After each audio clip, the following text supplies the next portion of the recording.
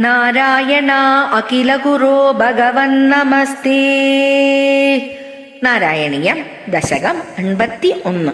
നരകാസുരമുക്തിയും സുഭദ്രാഹരണവും. സ്നിഗ്ധാം മുക്താം സതതമഭിതാം ലാളയൻ സത്യഭാമാം യാദോ ഭൂയഃ സഖലു തയാ യാജ്ഞസേനീ വിവാഹം പാർത്ഥപ്രീത്यै പുനരഭിമനാഗാസ്ഥിതോ ഹസ്തിപുര്യാം ശക്രപ്രസ്ഥം പുരമഭി വിഭോ സംവിദായാഗതോ ഭൂഃ.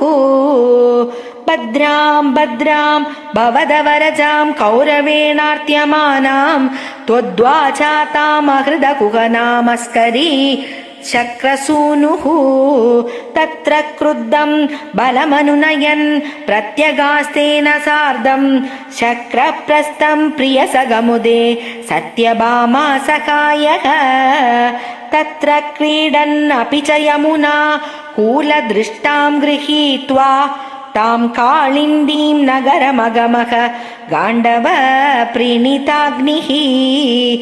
ബാധൃത്രസ്താം പ്രണയവിവശാം ദൈവ പൈതൃഷ്വസേയീം രാജ്ഞാം മധ്യേ സപദി ജഗൃഷേ മിത്രവിന്ദാമവന്തീം.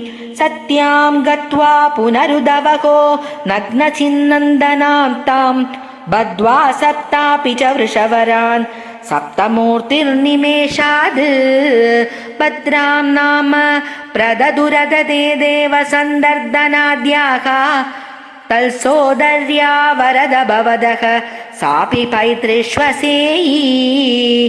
പാർത്യാദൈരപ്യകൃതലവനം തോയമാത്രാഭിലക്ഷ്യം ലക്ഷം ചിത്വാ ശഫരമവൃതാഃ ലക്ഷ്മണാം മദ്രകന്യാം. അഷ്ടാവേവം തവ സമഭവൻ വല്ലഭാഃ തത്ര മധ്യേ ശുശ്രോദത്വം സുരപതി ഗിരാ ഭൗമദുശ്ചേഷ്ടിതാനി. സ്മൃതായാദം പക്ഷി പ്രവരമതിരൂഢസ്ത്വമഗമോ വഹന്നംഗേ ഭാമാം ഉപവനമിവാരാദിഭവനം വിവിന്ദൻ ദുർഗാണി തൃഡിതപൃതനാശോണിതരസൈഃ പുരം താവത് പ്രാഗ്ജ്യോതിഷമകുരുദാഃ ശോണിതപുരം. മുരസ്ത്വാം പഞ്ചാസ്യോ ജലദിവനമദ്യാദുദപദത് സചക്രേ ചക്രേണ പ്രദലിതശിരാമം ക്ഷുഭവതാ ചതുർദന്തൈദന്താ ബലപതിഭിരിന്ദാന സമരം രഥാംഗേന ചിത്വാ നരകമകരോസ്തീർണ നരകം. സ്തുതോ ഭൂമ്യാ രാജ്യം സപദി ഭഗദത്തേസ്യ തനയേ ഗജം ചൈകം ദത്വാ പ്രജിഗയിതനാഘാൻ നിജപുരീം ഗലേനാബന്ധാനാം സ്വഗതമനസാം ഷോഡശ പുനഃ സഹസ്രാണി ശ്രീണാം അപി ച ധനരാശിം ച വിപുലം.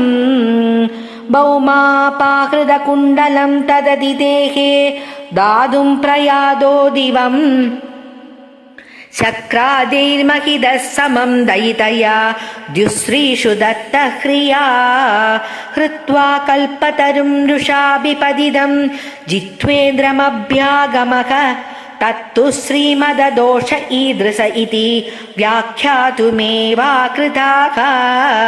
കൽപത്രും സത്യഭാമാ ഭവനഭുവി സൃജൻ ദ്യഷ്ട്ര സാഗസ്രയോഷാഃ സ്വീകൃത്യ പ്രത്യഗാരം വിഹിത ബഹുബഭുഃ ലാളയൻ കേളിഭേദൈഃ. ആചര്യാൻ നാരദാലോകിത വിവിധഗതിഃ തത്ര തത്രാഭിഗേഹേ ഭൂയഃ സർവാസു കുർവൻ ദശ ദശ തനയാൻ പാഹി വാതാലയേശ. സർവത്ര ഗോവിന്ദനാമ സങ്കീർത്തനം. ഗോവിന്ദ ഗോവിന്ദ. നാരായണ അഖില ഗുരോ ഭഗവൻ നമസ്തേ. ഹരേ കൃഷ്ണ ഗുരുവായൂരപ്പ. നാരായണ നാരായണ നാരായണ. ലോകാ സമസ്താ സുഖിനോ ഭവന്തു. ലോകാ സമസ്താ സുഖിനോ ഭവന്തു. ലോകാ സമസ്താ സുഖിനോ ഭവന്തു. ഹരേ കൃഷ്ണ. ഗുരുവായൂരപ്പ.